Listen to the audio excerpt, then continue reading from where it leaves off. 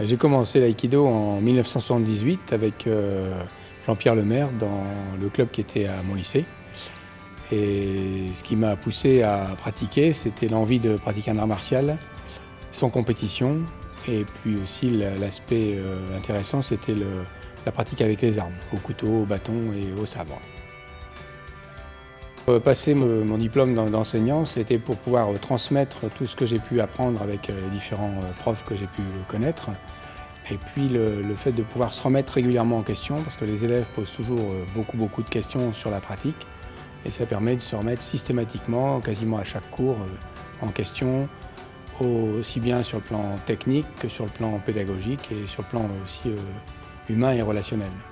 Bon, c'est pas un titre, c'est un rôle en fait, une fonction d'animateur sur un tapis qui permet d'organiser un cours, de structurer une progression technique de façon à ce qu'on puisse faire en sorte que les élèves prennent beaucoup de plaisir sur le tapis. Donc c'est plutôt un rôle d'animateur et d'organisateur de la discipline sur le tapis.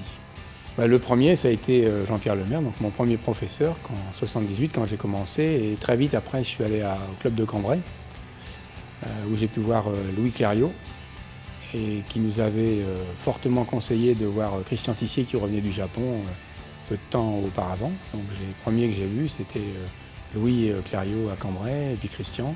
Et après, ça a été Arnaud Valls, Pascal Norbelli, Jean-Michel Méry qui sont venus dans la région, Franck Noël, Bernard Palmier, principalement pour les Français. Et puis les sensei japonais que j'ai pu croiser, c'était Yamaguchi Sensei, Endo Sensei, Yasuno Sensei plus récemment. Un épanouissement, autant sur le plan physique que relationnel avec les partenaires qu'on peut avoir sur le tapis, parce que dans l'aïkido, on pratique avec des partenaires et non pas avec des adversaires, donc on essaye de créer une relation qui soit enrichissante pour les deux. À partir du moment où un élève monte sur le tapis, il y a un minimum de rigueur dans la pratique, de présence de façon régulière, assidue, pour qu'il puisse profiter.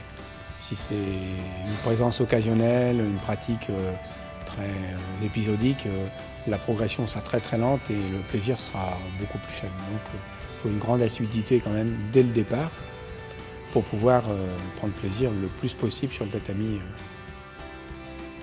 Les techniques qu'on pratique sur le tatami sont surtout au service de valeurs, de principes généraux. Et les techniques permettent de mettre en évidence ces principes, simplement d'être centré par rapport à soi, de pouvoir pratiquer avec le partenaire, et puis permet de développer toutes les notions de respect, de contrôle, de maîtrise de soi. Donc c'est vraiment au service du développement des valeurs, mais pas pour apprendre des techniques en elles-mêmes.